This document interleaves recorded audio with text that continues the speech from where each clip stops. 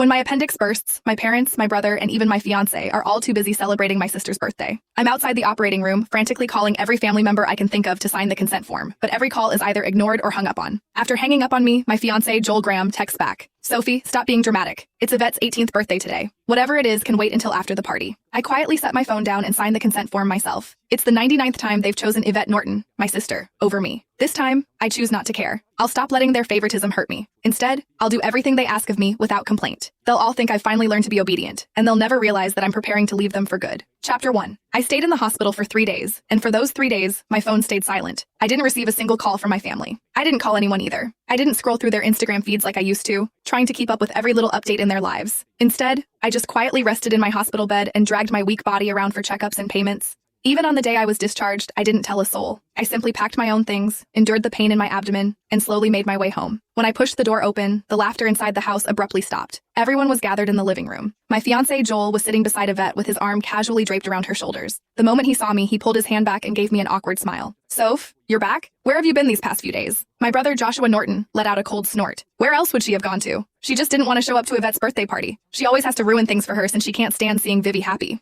I didn't say a word. I just headed straight for my room. Joshua seemed surprised that I didn't argue with him. Normally, whenever he accused me of being selfish, I would break down in tears and desperately defend myself. But this time, I'd kept quiet. My mom rushed over to me with a glass of juice. "Sophia, we were so busy with Vivi's birthday the other day that we missed your calls. Don't be mad at us, okay?" She placed a glass of mango juice in my hand. Although my heart had long since stopped expecting anything, it still ached faintly. I was allergic to mangoes, but Yvette loved them. There was always mango-flavored food and drinks in the house because of that. But no matter how many times I reminded them, no one ever remembered that I couldn't have mangoes. I handed the glass back to Mom and quietly stepped back. "I'm not mad. I'll just go to my room." Just as I turned around, a loud noise came from the living room. Dad abruptly stood up and slammed his hand on the table. He screamed, "Why have you been walking around with that sour face ever since you came in? Your mother already apologized and even gave you your favorite drink. What's with that attitude? It looks like we've spoiled you too much." My heart twisted and even breathing hurt. Tears blurred my vision, but I still lifted the glass from Mom's hand and drank it all in one go. I then gently set the empty glass down and wiped away my tears. I calmly looked at Dad. "Yvette's the one who likes mangoes. I'm allergic to them, but it doesn't matter. I already drank it all. Can I go to my room now?" "Sophia, why didn't you say something earlier if you were allergic to it? Who told you to drink it? You're so stubborn." Mom panicked and quickly patted my back. Dad looked embarrassed, but he still harshly replied, "You could have just explained yourself. You've always had that unlikable attitude. You're nothing like Vivi. She knows how to communicate." Yvette's voice drifted over from the couch. "Dad, don't say that about Sophia. You'll make her sad." She sounded gentle, but the smugness in her eyes was impossible to hide. Yvette had always used my dullness to highlight her perfection. No matter what it was, she loved comparing herself to me. She would only be satisfied when she got to trample me.